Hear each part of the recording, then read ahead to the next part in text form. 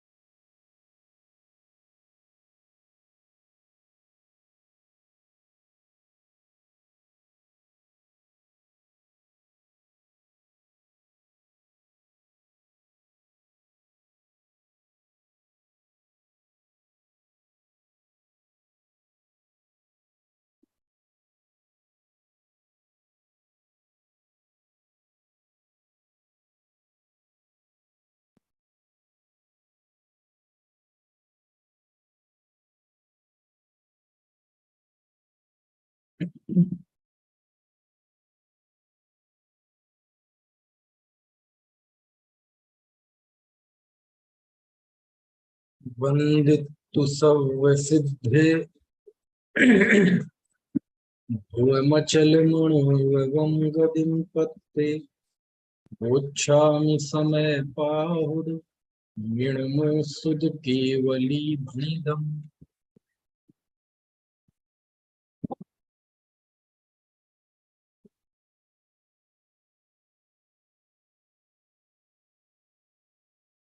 क्रमशः बंद अधिकार पर बात चल रही है। बंद अधिकार की गाथा 256 तक कल बात हुई थी। प्रकरण ये चल रहा है कि कोई जीव किसी दूसरे जीव को सुखी दुखी नहीं करता। जो ये जीव ये मानता है कि मैं किसी को मारता हूँ, मैं किसी को बचाता हूँ, मैं किसी को सुखी करता हूँ, मैं किसी को दुखी करता हूँ, या कोई दूसरा मुझे मारता है, मुझे बचाता है, मुझे सुखी दुखी करता है, ऐसा जीव मिथ्या दृष्टि है, अज्ञानी है। और ज्ञानी ऐसा नहीं मानता। वह ये मानता है कि सभी जीवों का जन्म मरण सुख दुख उसके कर्म के अनुसार होता है। आयु के उदय से जीवन होता है, आयु के क्षय से मरण होता है। कोई किसी को मारता बचाता नहीं है। ऐसा ही ऐसी समझ, ऐसा निर्णय जिसके होता है वो ज्ञानी। तो फिर ऐसा कहा क्यों जाता है ना?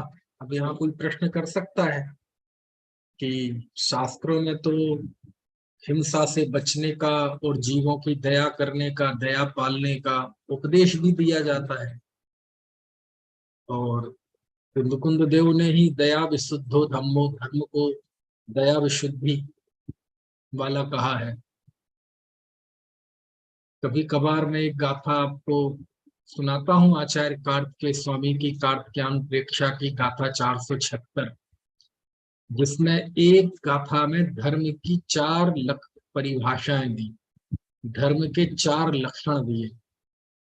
धम्मो बद्धु सहावो, समाधि भावो यदस विहो धम्मो, रणतयम च धम्मो, जीवाणम रक्षणम धम्मो। धर्म वस्तु का स्वभाव है एक। दूसरा, धम्मो बद्धु स्वभावो, क्षमादि भावो या 10 विहो धम्मो। क्षमादि भाव ये धर्म है। तीसरा, रणतयम च धम्मो, रत्नत्रय धर्म है। और चौथा, जीवाणम रक्षणम धम्मो, जीवों की रक्षा धर्म है। तो जिनागम में तो जीव दया की बात, जीवों की है ना हिंसा से बचने की बात, सावधानी पूर्वक आचरण करने की बात, अपनाचार को त्यागने की बात हमारे जिनागम में भरी पड़ी है। और जैनियों की तो प्रतिष्ठा ही सारे विश्व में है जीव दया को लेकर, कि जिन धर्म में अहिंसा है, जीव दया है ना। तो जब इतना बड़ा हमारी जिनवाणी का एक सेक्टर है जीव दया। पूरे चरणान योग में मूल रूप से जीव दया है ना। और आचार्य यहाँ कह रहे हैं कि जो ये मानता है कि मैं किसी को मारता हूँ या बचाता हूँ, सुखी दुखी करता हूँ, मैं विज्ञानी हूँ। ऐसा क्यों है आखिर? शास्त्र में ये दो विरुद्ध बातें क्यों हैं? तो वास्तव में विरुद्ध बात नहीं है। एक है व्यवहार और एक है निश्चय, है ना। जीवों के आपस में सुख दुख का, जीवन मरण का निमित्त नैमित्तिक संबंध होता है संसार में, उसका निषेध नहीं है। लेकिन बाहर के निमित्त के साथ जीव का नियम से संबंध नहीं है कि कोई जीव किसी जीव को मारने की कोशिश करे और वो मर ही जाए, ऐसी गारंटी नहीं है। क्यों नहीं है? क्योंकि उसके मारने के विकल्प और उसके प्रयत्न का और सामने वाले जीव के आयु कर्म के क्षय का ऐसा व्याप्ति संबंध नहीं है कि वो विकल्प करेगा और मारेगा तो सामने वाला मर ही जाए। फाइनल सिग्नेचर किसके होंगे? फाइनल कौन करेगा? वो सामने वाला फाइनल करेगा कि मरेगा कि नहीं सामने वाला? बोले फाइनल तो उसका कर्म करेगा। तो बस निश्चय इसी का तो नाम है कि निश्चय का कोई अपवाद नहीं है। निश्चय जो है सो है, उसको कोई बदल नहीं सकता। तीन लोग तीन काल में आयु कर्म का क्षय होगा तो मरेगा ही। सामने वाला मारने का विकल्प करे ना करे, उपक्रम करे ना करे, वो मरेगा, है ना। और नहीं मरना होगा तो सामने वाला विकल्प करे नहीं करे, उपक्रम करे ना करे, तब भी वो नहीं मरे। तो जीवन और मरण का वास्तविक कारण यानी जिसके होने पर जो हो और जिसके होने पर जो ना हो, ऐसा नियम रूप से कारण, उसी को निश्चय कहते हैं। वह निश्चय तो उसका कर्म है, बाहर का नहीं है ना। क्योंकि बाहर के साथ व्याप्ति संबंध नहीं है, निर्बाध है ना। निर्बाध कोई युक्ति नहीं लगाई जा सकती बाहर के साथ, समझ में आया। इसलिए वो बाहर की बात, वो व्यवहार है, उसकी भी शास्त्रों में बात आती है, हजारों जगह बात आती है। पूरा चरणानुयोग जीव दया के उपदेश पर ही खड़ा है। लेकिन वो व्यवहार है। तो क्या वो झूठा है? नहीं, वो झूठा नहीं है, वो व्यवहार। तो फिर ऐसा क्यों कहते हैं कि जो ऐसा मानता है मिथ्या दृष्टि है? हाँ, यदि वह उस व्यवहार को परमार्थ मानता है, निश्चय मानता है, तो मिथ्या दृष्टि। यदि व्यवहार को व्यवहार जाने तो मिथ्या दृष्टि नहीं है। तो मिथ्या दृष्टि क्या है? वह कर्म की व्यवस्था को तो समझता नहीं और एकांततः दूसरे जीव को ही सुख दुख जीव, तो ऐसा उस व्यवहार को ही परमार्थ मानता है, तो मिथ्या दृष्टि है ना। लेकिन ज्ञानी धर्मात्मा भी कदाचित व्यवहार की बात करते हैं।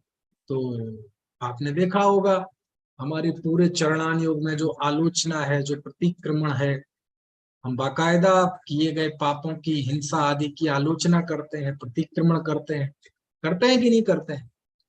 तो वो जो बाहर में व्यवहार में जो निमित्त नैमित्तिक संबंध है, उसका निषेध नहीं है। निषेध तो कर्ता कर्म संबंध का है। निषेध तो इस बात का है कि व्यवहार को व्यवहार ही मानना, उसे परमार्थ मत मान ले।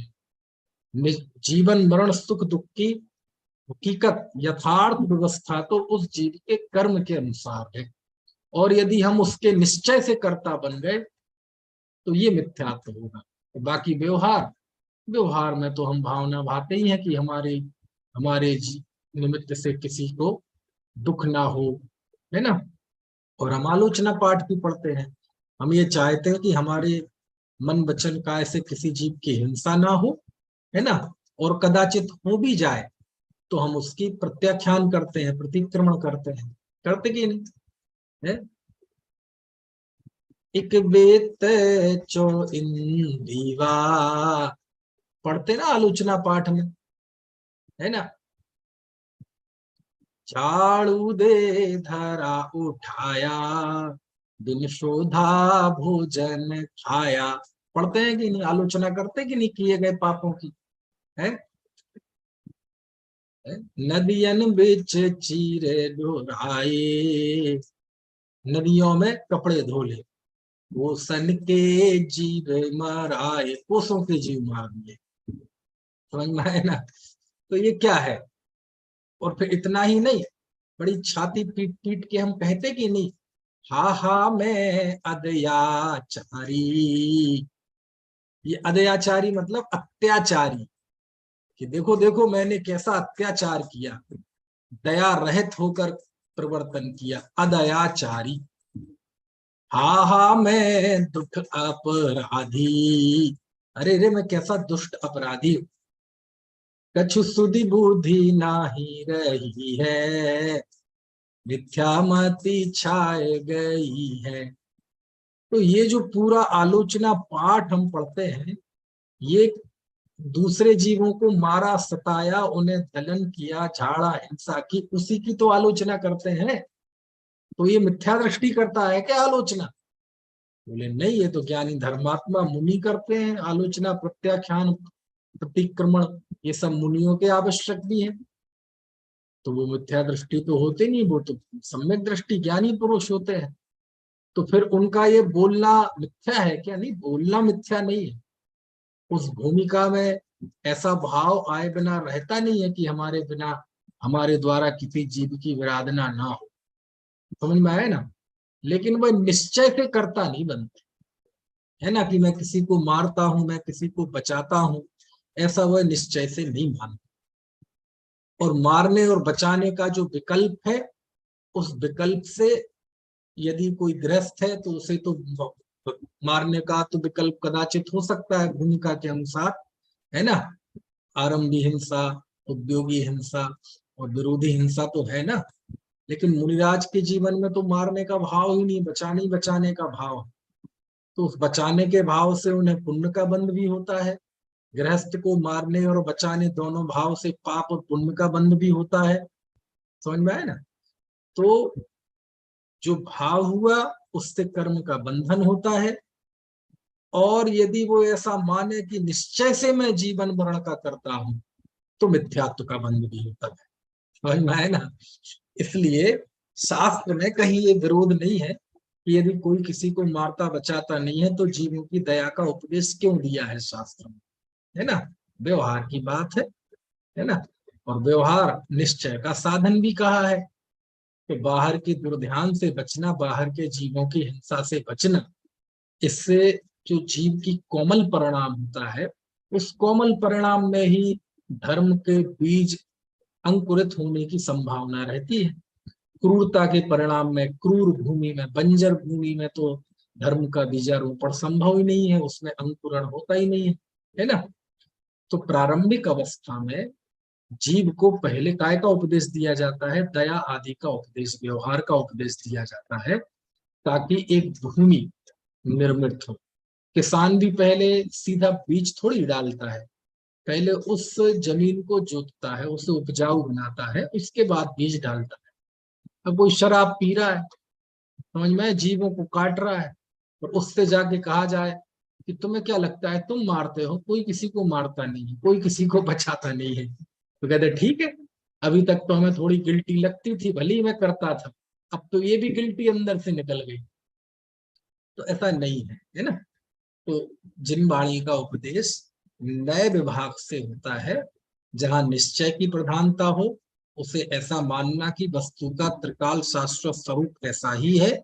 और जहां व्यवहार की बात हो, तो व्यवहार की बात को झूठा नहीं मानना, बल्कि ये मानना कि व्यवहार एक परिस्थिति का कथन करता है, उस परिस्थिति के हिसाब से वो है, लेकिन वो शाश्वत, त्रैकालिक, सार्वभौमिक, यूनिवर्सल ट्रुथ वो नहीं। ऐसा दोनों नयों के प्रति दृष्टिकोण रखना। समझ में आया? तो यही है।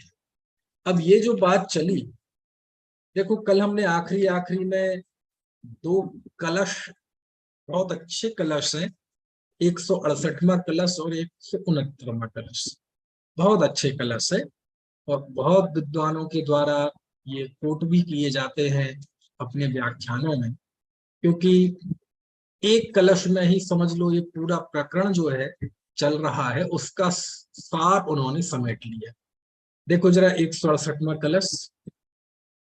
सर्वं सदैव नियतं भवति स्वकीये, कर्मोदयान्मरण जीवित दुख सौख्यम, अज्ञानमेतदिह यत्तु परः परस्य, कुर्यात् पुमान्मरण जीवित दुख सौख्यम। देखो क्या लिखते हैं, सर्वम सर्वम सदैव नियतम।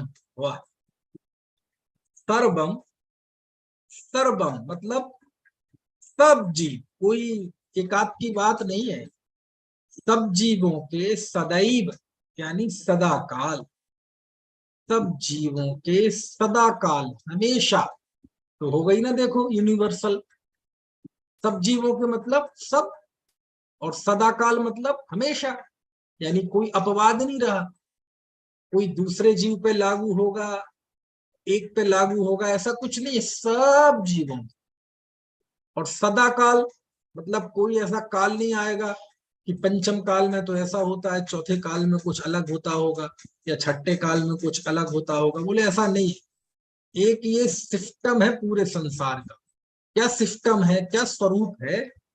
सर्वम सदैव, सभी जीवों के सदाकाल, नियतम, नियम से, निश्चय से, कोई इसका अपवाद नहीं है, बिल्कुल एक्यूरेट है ये बात, ये कोई निरूपण मात्र नहीं है, ऐसा है, ये वास्तविकता है, ये हकीकत है, इसका कोई खंडन नहीं कर सकता, इस व्यवस्था को कोई विचलित नहीं कर सकता। नियतम, नियत है, ऐसा निश्चित है, इसी का अर्थ ऐसा कहते हैं, ऐसा निश्चय से, या ऐसा सुनिश्चित है, नियम है ना। तो सभी जीवों के सदा ही नियम से भवती होता है क्या? मरण, जीवित, दुख, सौख्यम। मरण, जीवन, दुख और सुख। कैसे? कर्मोदयान, कर्मोदय से। किसके कर्मोदय से? स्वकीय। वाह, ये है गजब। स्वकीय यानी स्वयं किए हुए कर्मोदय से। है, सर्वं सदैव नियतं भवति स्वकीय, कर्मोदयान मरण जीवित दुख सौखम। सभी जीवों के सदा काल ही सुख दुख जीवन मरण स्वयं किए हुए कर्म के उदय से होता। समझ में है ना? तो एक एक शब्द को जरा लो, आनंद लो इसका। सर्वम मतलब सब जीवों पर लागू हो गए, समझ में आया है? मनुष्य त्रिंच देवनार की सब पर, मिथ्या दृष्टि सम्यक दृष्टि सब पर, मुनि गृहस्थ अरे सब पर, राजा रंग अरे कह दिया ना सब पर, स्त्री पुरुष अरे सब पर, एक इंद्रिय दो अरे कह दिया ना सब पर, तीर्थंकर हो तो अरे सब पर, त्रिशला का सब, कोई इसका अपवाद नहीं। सर्वम, कितना ही बड़े से बड़ा ग्लैमर वाला व्यक्ति हो अथवा बिल्कुल लो प्रोफाइल व्यक्ति हो, सब, कोई इसकी जद से बाहर नहीं है। समझ में आया ना? सब जीवों का जीवन मरण सुख दुख, इसमें कोई अपवाद नहीं। समझ में आया ना? तो सर्वम, सब जीवों का, नारकियों का भी, त्रैंच का भी, देव का भी, मनुष्यों का भी, भोग भूमि के जीवों का भी, कर्म भूमि के जीवों का भी, सब त्रेंचों में, एक इंद्रिय दो इंद्रिय तीन इंद्रिय चार इंद्रिय संगी संगी, सब देवों में भवनवासी व्यंतर ज्योतिषी वैमानिक, सब, कोई जीव नहीं छूटा, है ना? तो मैं बार बार ये क्यों बोलता हूं? सिस्टम, यही तो सिस्टम है, यही तो स्वरूप है कि कोई छूट ना जाए। सिद्धांत वही है जो बस है तो है, उसे किसी काल में व किसी स्थान पर वो खंडित नहीं होता। आत्मा ज्ञानम, आत्मा ज्ञान स्वरूप है तो है, वो किसी भी स्थान पर किसी भी समय पर आत्मा ज्ञान से रहित जड़ नहीं होगा। समझ में आया ना? ऐसा तो सर्वम, सभी जीव के, ठीक है, सदैव सदा काल, यानी सब जीवों के और सदा काल, इसमें कोई फर्क नहीं आएगा कि पंचम काल में व्यवस्था बदल जाएगी, चौथे काल में व्यवस्था बदल जाएगी, सुखमा सुखमा सुखमा सुखमा दुखमा, इसमें कुछ कम ज्यादा हो जाए, बोले ऐसा कुछ नहीं, हमेशा ही। समझ में है? तो छठे काल में ऐसा कुछ होगा कि जीव को दूसरे के किए हुए कर्म का फल मिल जाएगा, बोले नहीं, इसका कोई अपवाद नहीं है। यानी भूतकाल में भी यही व्यवस्था थी, आज भी यही है, और प्रत्येक जीव के साथ हमेशा ही ये व्यवस्था रहेगी। या तो वो सिद्ध हो जाएगा तो फिर वो अनंत काल तक सुखी रहेगा, लेकिन सिद्ध होने के पहले यदि वो संसारी है तो संसार में भी जहां रहेगा वह सदा काल ही अपने कर्म के उदय से ही सुखी दुखी होगा, कोई दूसरा सुखी दुखी नहीं कर सकता।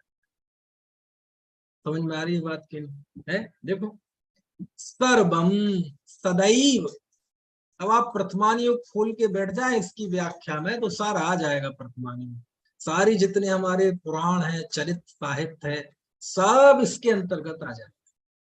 समझ में आए ना? क्योंकि सब अपने कर्म के उदय को भोगते हैं, है ना? है? यही तो कारण था। आप देखना प्रथमान योग में जाएंगे तो आप महापुरुषों की घटनाएं पढ़ेंगे ना, तो आप उनके मुंह से कोई कंप्लेन सुनने के लिए, पढ़ने के लिए तरस जाए।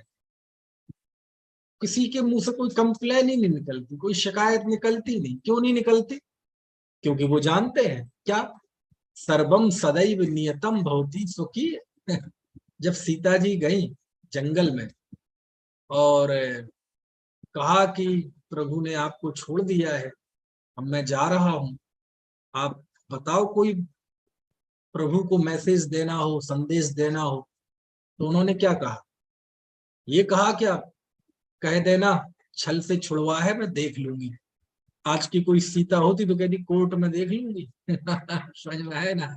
उन्होंने क्या कहा, कोई बात नहीं, है ना, लोक भय से, क्योंकि अंदर में एक भाव है, ये जो बाहर में दिख रहा है नाटक है।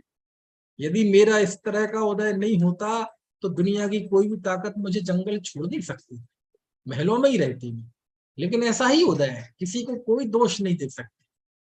तो उन्होंने क्या मैसेज दिया? देखो, मांगलिक मैसेज दिया, तत्व मैसेज दिया, तत्व ज्ञान में मैसेज दिया कि देखो तुमने हमें छोड़ दिया, कोई बात नहीं है, तो लगा रहता है सब संयोग वियोग उदय के अनुसार। हमारा ऐसा उदय है तो तुम्हारा दिमाग भी वैसे ही चलेगा। समझ में है ना? है? देखो, दुनिया भी वही रहती है, धरती वही, आकाश वही, सब कुछ वही रहता है ना? और उदय बदलता है तो लोगों का व्यवहार बदलने लगता है। आपका कर्म का उदय ठीक नहीं होगा तो लोग आपसे जय जिनेन्द्र नहीं करेंगे। आप फोन करेंगे तो वो सामने वाला फोन नहीं उठाएगा। आप सामने से जा रहे होंगे तो वो रास्ता बदल देगा, आपको कोई भाव नहीं देगा। और यहाँ उदय बदला तो देखो, धरती भी वही है, आकाश भी वही है, आप भी वही है, सामने वाला व्यक्ति भी वही है, अपने आप उसका दिमाग बदलेगा, सामने से जय जिनेन्द्र करने लगे, सामने से फोन करके पूछने लगेगा, सामने से आके रिस्पॉन्स देने लगेगा, बताओ भाई कोई दिक्कत हो तो। ये होता क्या है? कुछ नहीं होता है, सब कुछ वही होता है। सब उदय के अनुसार जीवों का व्यवहार बदलने लगता है, लोगों के उदय के अनुसार। देखो होता क्या है, यहां उदय बदला और वहां नौकर कह देगा बस बहुत हो चुका सेठ जी। तो अब तक क्या था? अभी उदय ठीक था तो चुप रहता था, और यहाँ उदय बदला, बहुत बहुत हो गया। 10 साल तक पति पत्नी का बहुत बढ़िया चलता रहा, यहाँ उदय बदला, बस बहुत हो गया जी, अब नहीं सहा जाता। तो क्यों? वो स्थिति तो 1 दिन पहले थे, 2 दिन पहले थे, 3 दिन पहले थी, आज क्या हो गया ऐसा? बस वो समय आ गया, समझ में आया ना। तो ऐसे ही होता है ना। उदय बदलता है तो लोगों के व्यवहार बदल जाते हैं, और इस बात को यदि समझ लिया जाए तो कोई शिकायत नहीं होती, किसी पे कोई कंप्लेन नहीं। तुम्हारी गलती नहीं है, तुम्हारी गलती नहीं है, हमारा ही कोई ऐसा उदय है, हमारे ही कोई ऐसा अंतराय का उदय है, हमारे ही कोई ऐसे असाता का उदय है, और उदय चूंकि मेरा है तो जरूर इस उदय को मैंने ही किया था, मैंने ही ऐसा कोई कार्य किया था जिसके उदय में एक फल भोगना पड़ रहा है ना। इसलिए वर्तमान युग में किसी धर्मात्मा के मुंह से कोई शिकायत सुनने नहीं मिलती, समझ में आया ना। है, आप देखो लो, किसी का भी नहीं मिलती। आप सुदर्शन सेठ का चरित्र पढ़ना, वो कोई शिकायत नहीं करता, उसे पता है संसार ऐसा ही है, नाटक है, ये नाटक है सब, ये इतना लोग कर रहे हैं, गालियां दे रहे हैं, प्रशंसा कर रहे हैं, बोले ये हम इसमें हमारा कुछ नहीं, समझ में है ना। और ये बहुत आसान है, ये जो आचार्य यहाँ बात कर रहे हैं ना, इसको ऊपरी तौर पर समझने के लिए तो आपको कहीं नहीं जाना। आप यदि अपने स्वयं के जीवन को थोड़ा बारीक निगाह से देखेंगे तो बिल्कुल साफ साफ ये चीज समझ में आ जाएगी, समझ में आया ना। आप अच्छा, जैसे हम अपने पुराने जीवन को देखें, जब से अपन अपना होश संभाला है तब से लेके अब तक का यदि विचार करें, वैसे तो मैं बड़ा लंबा ऑपरेशन करता हूँ, वो नहीं करना चाहता अभी, मोटा मोटा। तो आज से 20, 30, 40 साल पहले जिसकी जितनी लंबी आयु हो आप पहुंच जाएं, और उस समय जब आप भविष्य की कल्पनाएं करने लगे थे, स्वप्न देखने लगे थे, भविष्य मेरा कैसा होगा ऐसा सोचने लगे थे, तो क्या उस समय जैसे आप वर्तमान में हैं, क्या उस समय आपने अपने इस वर्तमान की कल्पना की थी कि मैं ऐसा होऊंगा? मैं यदि पूरे विश्व में, यदि साइंस के हिसाब से आज 7.5-8 अरब लोग हैं, एक एक व्यक्ति से पूछा जाए कि आप बताओ आज से 20 साल पहले क्या तुमने ऐसा सोचा था कि मैं ऐसा होऊंगा? एक आदमी ये नहीं कह सकता कि हाँ बिल्कुल मैंने ऐसा ही सोचा। आप में से बताओ कोई एक आध हो गलती से, है ना, कि ऐसा ही सोचा हो।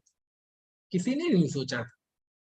जैसा आपने सोचा होगा, या तो आप उससे अच्छे होंगे या उससे खराब होंगे, समझ में आए ना।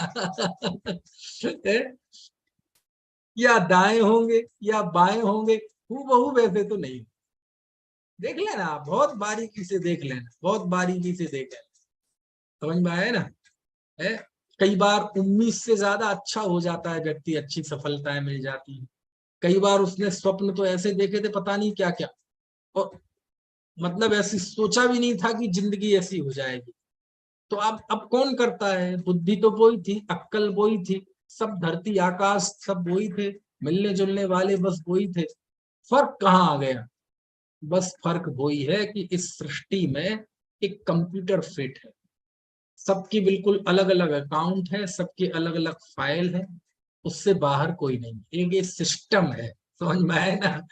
सब जिस समय वह जन्म लिया उसी समय पूरे जीवन के, है ना, वो सब उसमें स्टोर रहता है। किस समय कैसा कर्म उदय आएगा, कैसा क्या चलेगा, कहाँ करता है जीव अपनी इच्छा के अनुसार। और यदि ऐसा कुछ होता, मान लो कुछ ऐसा होता, तो इतने बड़े बड़े तीर्थंकरों के उपसर्ग आए, पार्श्वनाथ भगवान पे उपसर्ग आया, है ना, भगवान महावीर पे भी उपसर्ग हुआ था उज्जैन के पास। तो कितने अंतःकृत केवली होते हैं। तो ये सब हमारे गज कुमार मुनिराज, सुकोशल मुनिराज, सुकमाल मुनिराज, गुरुदत्त महाराज, ये हमारे हजारों भीतरागी संतों पर जो उपसर्ग आए, तो काय से आए? दूसरे ने किए उपसर्ग? अरे नहीं, ये तो बाहर से गणे थे। यदि वो पाप का उदय नहीं हो तो किसी में ताकत नहीं है उपसर्ग करने की। वो मान लीजिए पार्श्वनाथ को उपसर्ग हो रहा है, तो ये उपसर्ग क्या बता रहा है? यदि इस उपसर्ग के चित्र को, यदि इसका एनालिसिस किया जाए बारीक, तो ये उपसर्ग इस बात का प्रतीक है कि पार्श्वनाथ के जीव में पूर्व जन्म में सही कोई ना कोई ऐसे पाप किए थे जिसके उदय में आया है, अन्यथा कोई उपसर्ग कर नहीं सकता। वो कमठ तो एक बाहर का जरिया मात्र है, मूल कारण क्या है? वो उदय। समझ में आया? तो ये जो प्रथमान योग, सारा प्रथमान योग इसकी व्याख्या में उतारा जा सकता है। और यही है कारण कि प्रथमान योग आप देख लो, कहीं कोई कंप्लेन करता ही नहीं। तो आप देख लो अपना जीवन, यानी हमारा सबका जो जीवन है ये भी एक बहुत बड़ी, क्या कहना चाहिए, किताब है। इसमें बड़े बड़े अध्याय हैं जिससे हम बड़ी बड़ी बातें सीख सकते हैं। पुण्य पाप की व्यवस्था, और हर स्थिति में वास्तव में एक ही काम मैंने किया। वो कौन सा काम किया?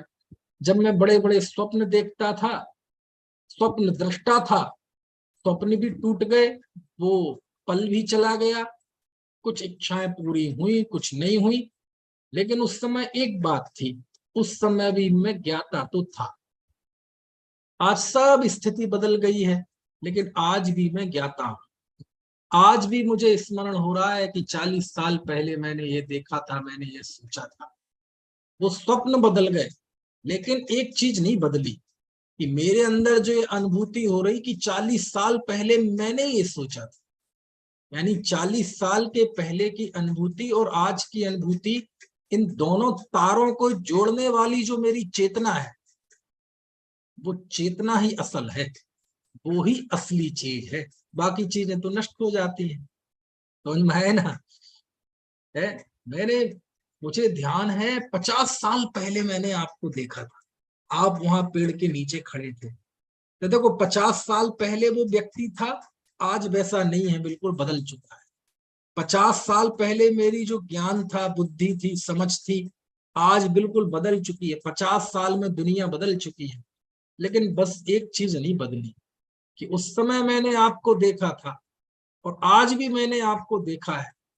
50 साल पहले और आज के बीच में जो चेतनता का तार है, चेतना है मेरी, वो चेतना नष्ट नहीं हुई। अन्यथा मैं ये कैसे कह सकता था कि मैंने ही देखा? तो सत्य तो ये है। बाकी सब क्या है?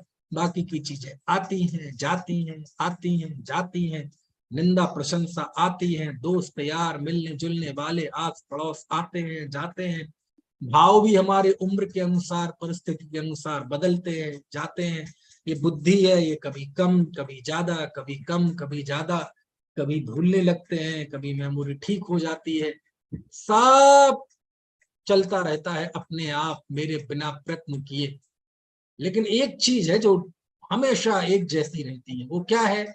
मेरे भीतर की चेतना। समझ में आया ना? चेतना, चेतना में जीता हूं, मेरी चेतना रहती है, मेरी चेतना नष्ट नहीं होती। बोलो, हो गया भेद विज्ञान। ये जो समय सार बता रहा है सारी चीजें, कि सभी जीवों के सुख दुख जीवन मरण अपने उदय के अनुसार होता है, जीव गायक है। समझ में आया? यही तो है। क्योंकि शास्त्र के अनुसार जानने के बाद फिर ये परीक्षा ही तो होती है, इस शास्त्र में जो लिखा है वो मुझे समझ में आता है कि नहीं, ऐसा मैं महसूस करता हूं कि नहीं। और शास्त्र में जो लिखा है वो यदि महसूस करना है तो उसके लिए परीक्षा करनी पड़ेगी। परीक्षा कैसी? इस शास्त्र है दर्पण, और दर्पण में अपना चेहरा देखो। समय सार है दर्पण, और उसमें अपना चेहरा देखो कि मुझे ऐसा समझ में आता है कि नहीं आता। शास्त्र कह रहा है कि सभी जीवों के जीवन मरण सुख दुख कर्म के उदय के अनुसार होते हैं, मैं किसी के सुख दुख का करता नहीं हूं। तो आप देख लो कि वास्तव में ऐसा महसूस होता है कि नहीं। तो बहुत गहराई से महसूस करोगे तो ऐसा लगेगा ये कितना बड़ा सत्य है, कितना बड़ा सत्य है। यानी वास्तव में हम किसी को सुखी दुखी नहीं कर सकते, तो क्या कर सकते हैं? सुखी दुखी होने का विकल्प कर सकते हैं। अज्ञानी सुखी दुखी करने का अहंकार करता है, कर्तृत्व का अहंकार करता है, और ज्ञानी के अस्थिरता के कारण ऐसे विकल्प होते हैं। समझ में आए ना? है, एक ही व्यक्ति घर में देखो, पैसा है, सारी सुख सुविधाएं हैं, घर के ही कई डॉक्टर हैं, कोई हार्ट स्पेशलिस्ट है ना, कोई न्यूरोलॉजिस्ट, कोई सर्जन है, और उसी घर में, उसी हॉस्पिटल में, समझ में, घर है, हॉस्पिटल है बड़ी, कई कई डॉक्टर हैं, ट्रॉमा सेंटर है, और उस हॉस्पिटल का मालिक ही पता चले इतना तड़फ रहा है, इतना तड़फ रहा है, डॉक्टरों से घिरा हुआ है, लेकिन उस पाप के उदय में जो पीड़ा उसे भोगनी है, सारे डॉक्टर मिलके उसकी पीड़ा वो खत्म नहीं कर पा रहे, वो तो तड़प रहा है। वो हॉस्पिटल अपनी जगह पे, रुपए पैसे अपनी जगह पे, अभी एयर लिफ्ट करके उसे तुरंत कहीं भी ले जा सकता है, लेकिन वो जो पीड़ा है वो भोगे। कुछ बात समझ में आ रही कि नहीं? यानी कितने ये जैसे कई सारे सेक्टर होते हैं ना, जैसे ये शरीर है, शरीर में अंग है अलग अलग, देखने का काम आंख करती है, सूंघने का काम नाक करती है, चबाने का काम दांत करते हैं, सुनने का काम कान करते हैं, सब है ना, है पूरी एक बॉडी।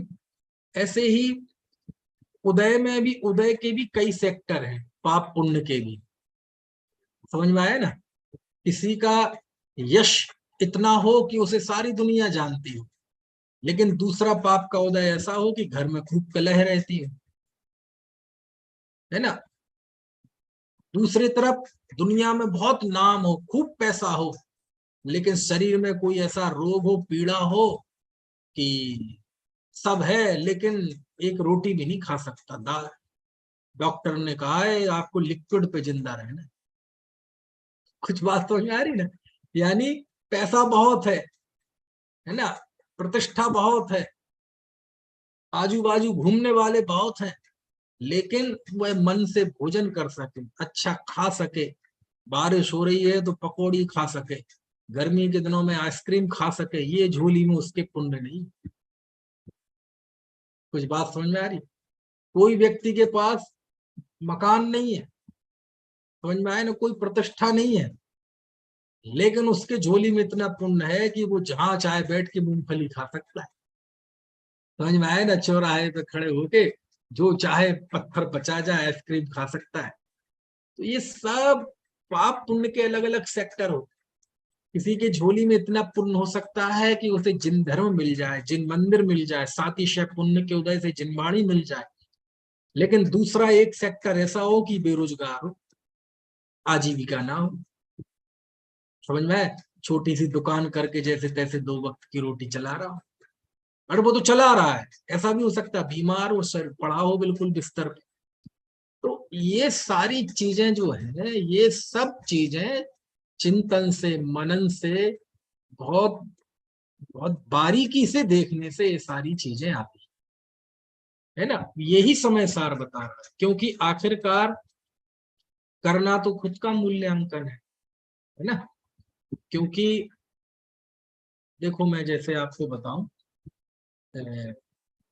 अभी पता नहीं, हो सकता है आपने सुने भी हो, अभी जयपुर में शिविर चला था ना, तो आत्मानुभव की विधि विषय पर व्याख्यान हुए थे, 2 व्याख्यान किए थे मैंने। तो उसमें इसी समय सार की 5वीं गाथा की टीका के माध्यम से जब आचार्य कुंद कुंद देव ने ये कहा कि मैं निज वैभव से आत्मा दिखाऊंगा, तो अमृत चंद स्वामी ने ये बताया टीका में कि आचार्य कुंद कुंद के निज वैभव का जन्म कैसे हुआ।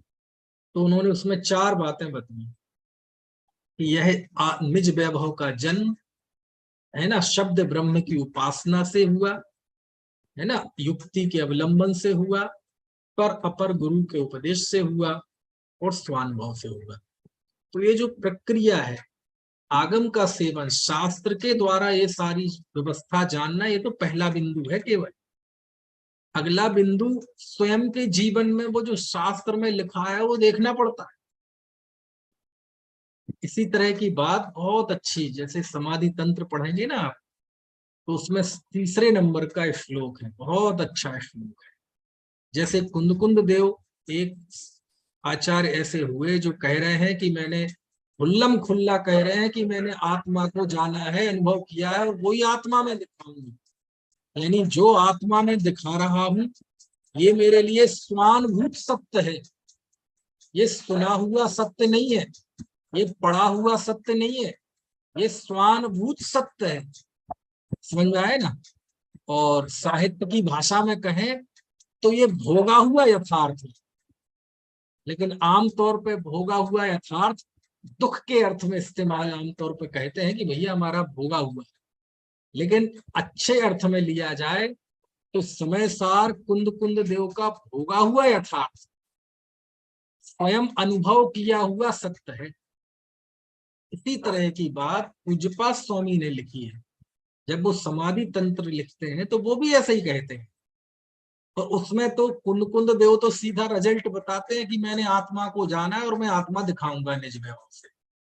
वो तो उसके पहले की प्रक्रिया भी बता देते हैं पूज्यपाद स्वामी कि मैं कैसे बताऊंगा, है ना। देखना यदि आपके पास समाधि तंत्र हो तो उसका 3 नंबर का श्लोक देखना।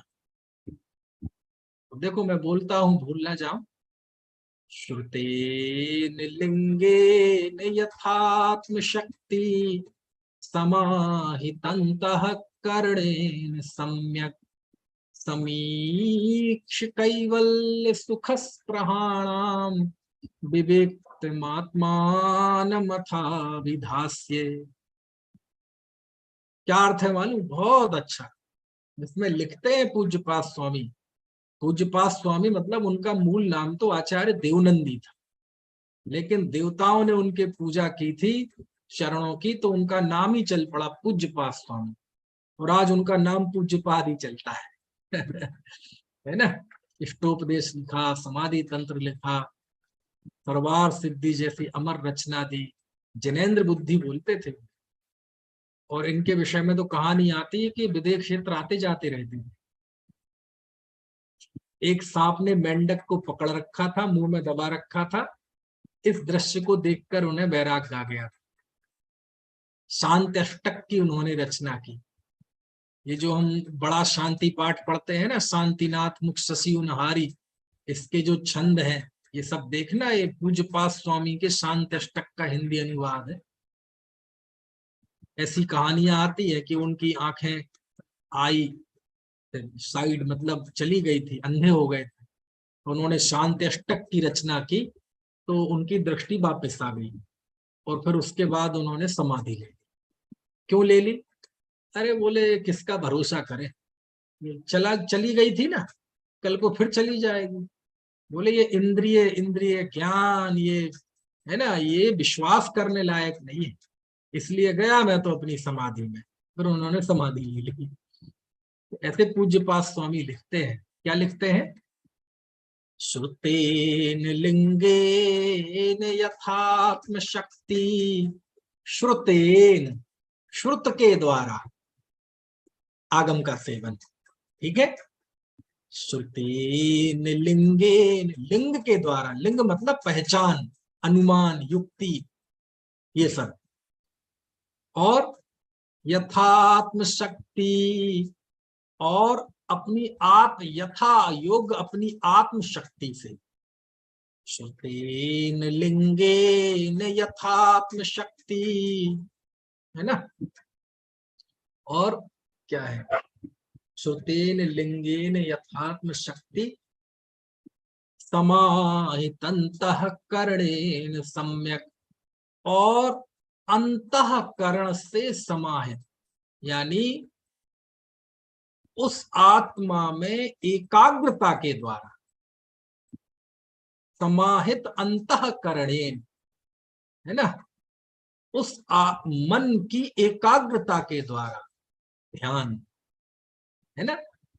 तो श्रुत के द्वारा, युक्ति के द्वारा, अनुमान आदि लिंग के द्वारा, अपनी आत्म शक्ति से, और अंतःकरण की एकाग्रता से, यानी आत्मा की एकाग्रता से, सम्यक समीक्ष, अच्छी तरह से अनुभव करके, अच्छी तरह से उस आत्मा को देखकर, समीक्ष, समीक्ष मतलब क्रिटिसाइज नहीं, आलोचना नहीं, समीक्ष में अच्छी तरह से उसको देखकर अनुभव करके। आ गई ना पूरी प्रक्रिया, आगम का सेवन, युक्ति का अवलंबन, अनुभव, है ना पूरा लिखा। श्रुतेन लिंगेन यथात्म शक्ति समाहितन्तः कर्णेन सम्यक समीक्ष, यहां तक कि श्रुत के द्वारा, अनुमान आदि के द्वारा, अपनी यथा योग्य आत्म शक्ति से, मन की एकाग्रता के द्वारा, तो अच्छी तरह से आत्मा का अनुभव करके सम्यक समीक्ष, अच्छी तरह से सम्यक प्रकार से आत्मा का अनुभव करके क्या कैवल्य सुखस प्रहाणाम, जो केवल सुख की इच्छा रखते हैं, कैवल्य अतीन्द्रिय अनंत सुख को जो चाहते हैं। केवल ज्ञान तो सुना होगा आपने, यहाँ कैवल्य सुख लिखा है ना। केवल ज्ञान मतलब असहाय ज्ञान, और कैवल्य सुख मतलब असहाय सुख, यानी स्वाधीन सुख। जो ऐसे स्वाधीन आत्मिक सुख की स्पृहा रखते हैं, इच्छा रखते हैं, ऐसे जीवों को मैं क्या करूंगा, विविक्त आत्मानम, पर द्रव्यों से भिन्न स्वभाव वाले इस आत्मा को अभिधास अथ, है ना, मैं उस आत्मा को दिखाऊंगा, बताऊंगा, उसका स्वरूप समझना है ना।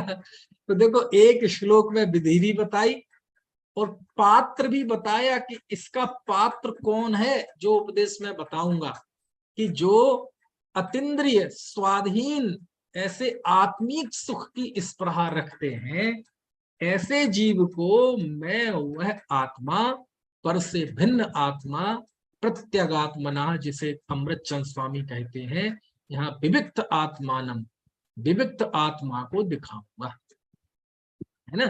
तो श्रुत के द्वारा, श्रुत तो पहला बिंदु है, ये तो आत्महित का स्टार्टिंग पॉइंट है।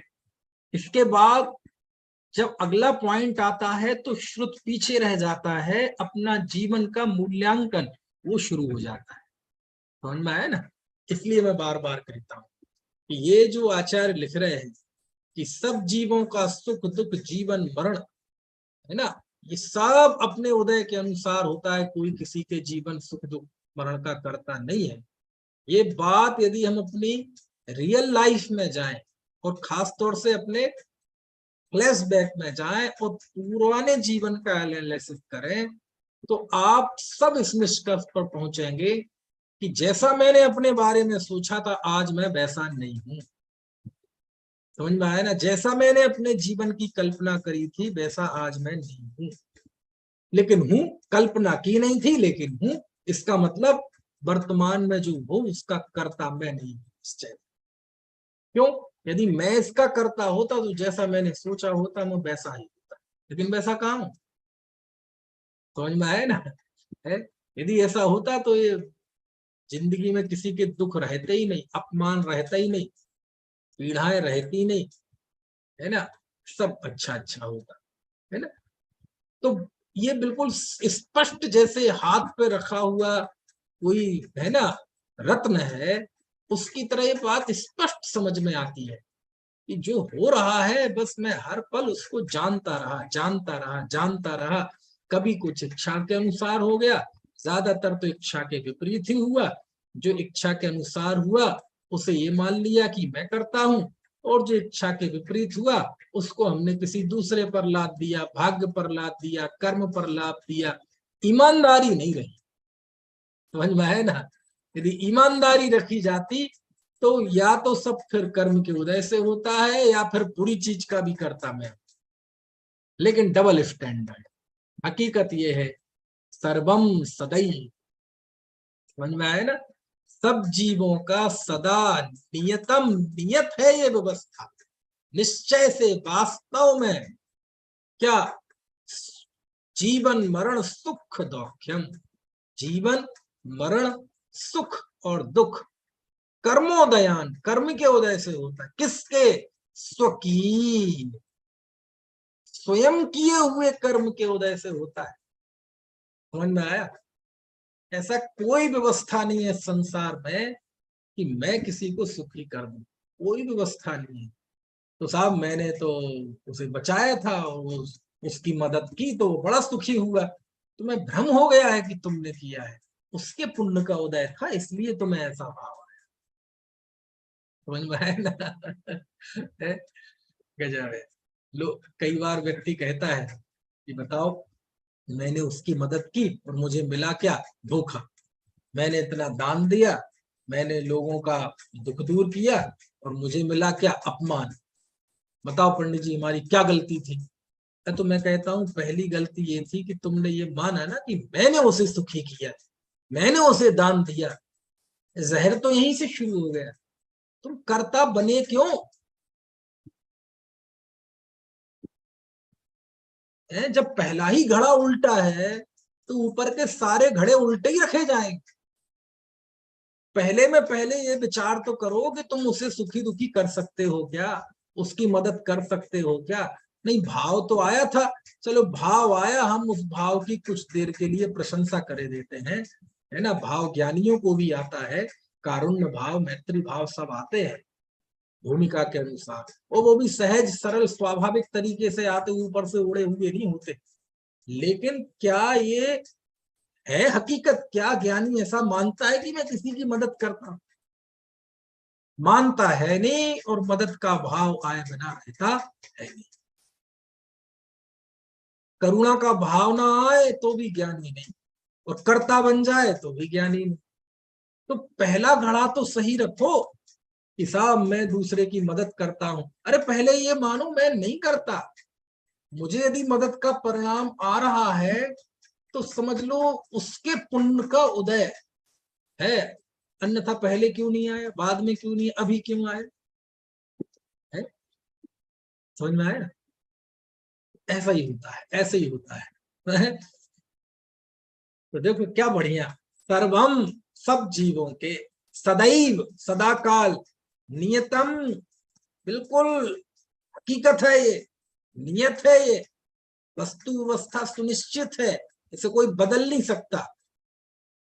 ये नियत मतलब हमारे ज्ञान में नियत नहीं, ये वस्तु में पक्का है, नक्की है, सुनिश्चित है। क्या? कि भौति होता है, मरण जीवन सुख दुख स्वकीय कर्मोदय।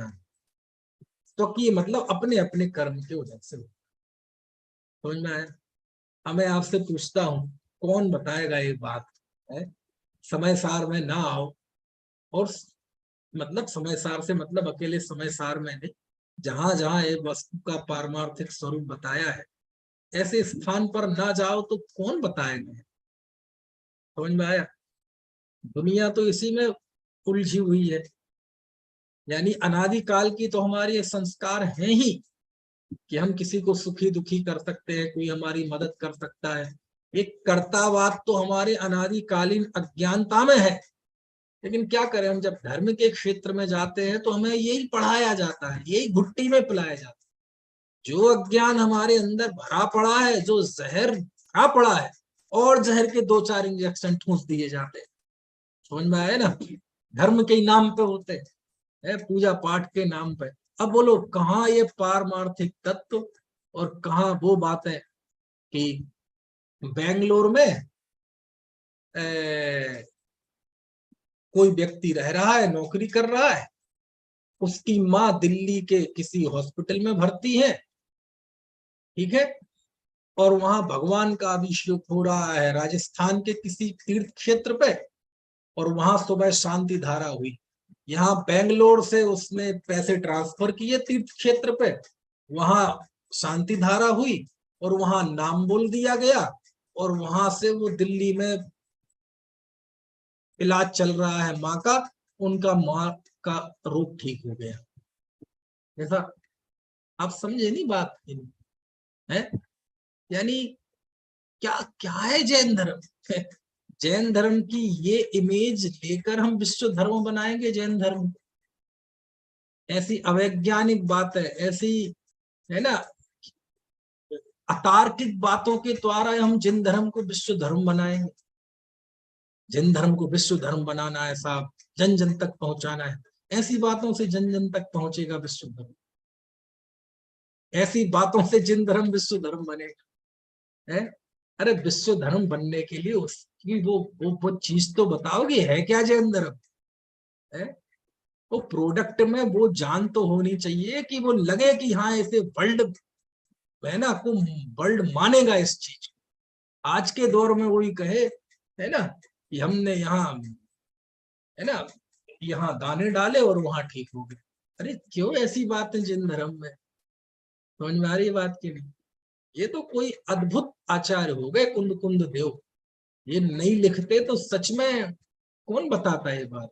बात के आचार्यों ने उनका उपकार मानते हुए फिर उन्होंने वो निरूपणा की, लेकिन इस युग में पहली बार कुंद कुंद देव लिखवा ये बात। कोई किसी को मारता नहीं है, कोई किसी को बचाता नहीं है, कोई किसी को, है ना, सुखी नहीं करता, कोई किसी को दुखी नहीं करता। तो ऐसी बातें तो दूसरे धर्मों में भी है, लेकिन वो कहते कोई नहीं करता, तो कौन करता है? भगवान करता। तो दूसरी कहते अरे भगवान भी नहीं करता। अरे तो क्या है? बोले अपने अपने कर्म के वजह से। समझ में आया ना? ये स्वाधीनता का मार्ग है। मैं दुखी हूं तो भी अपने कारण से, सुखी हूं तो भी अपने कारण से। मेरा रिमोट कंट्रोल किसी दूसरे के हाथ में नहीं है। आचार्य ने सभी जीवों की बाजी उसके हाथ में दी है। सभी जीवों का स्वयं का रिमोट कंट्रोल उसको स्वयं को दिया। कोई दूसरा आपको कंट्रोल नहीं कर सकता। समझ में आया? ऐसी बात है? तो पहली पंक्ति समझ में आ गई आपको? सर्वम सदैव नियतम भवति स्वकीय कर्मोदयान मरण जीवित दुख सौख है। हमारे यहाँ तो ऐसे ऐसे जीव हैं, तीर्थंकरों को बांट दिया। शनि ठीक करेंगे कौन से? मुनि सुब्रतनाथ भगवान। ठीक है, सुना है आपने? मुनि सुब्रत ही करते, कोई और करते हैं? इसका मैं जरा एक्सपर्ट नहीं हूं, एक आध नाम यहाँ वहां हो जाए तो आप क्षमा कर देना। ग्रहों के हर ग्रह का स्वामी एक तीर्थंकर बना दिया। ऐसे ऐसे लोग। आप इंदौर में जाओ, बाकायदा एक मंदिर है, वहां यही काम होता है। एरोड्रम रोड पे ही है, ये नेहा जानती है।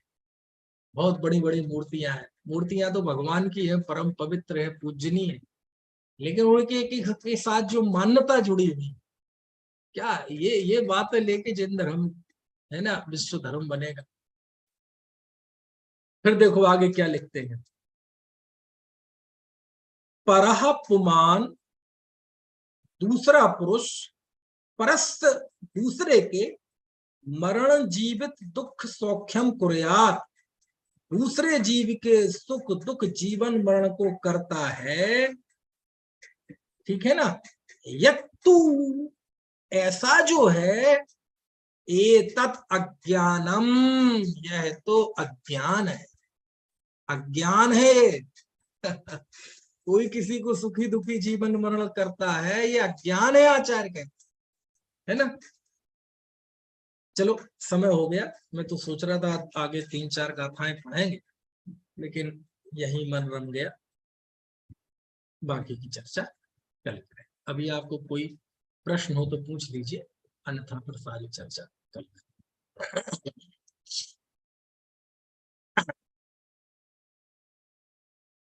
मैं अनम्यूट करता हूँ अभी, हो तो ठीक है, नहीं तो फिर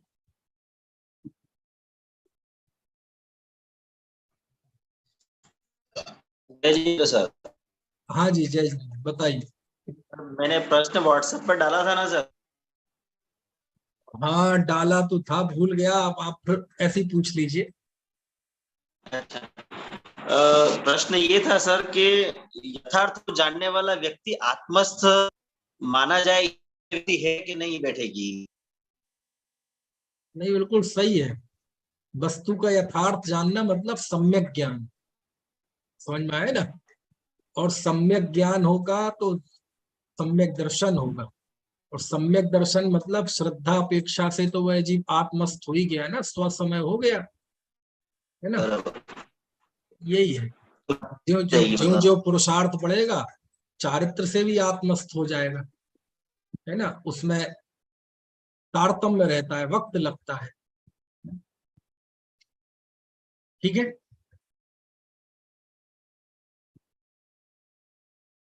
चलिए। अनंत धर्मणस्तत्वं पश्यन्ति प्रत्यगात्मनः, अनेकांतमयी मूर्तिर् नित्यमेव प्रकाशते।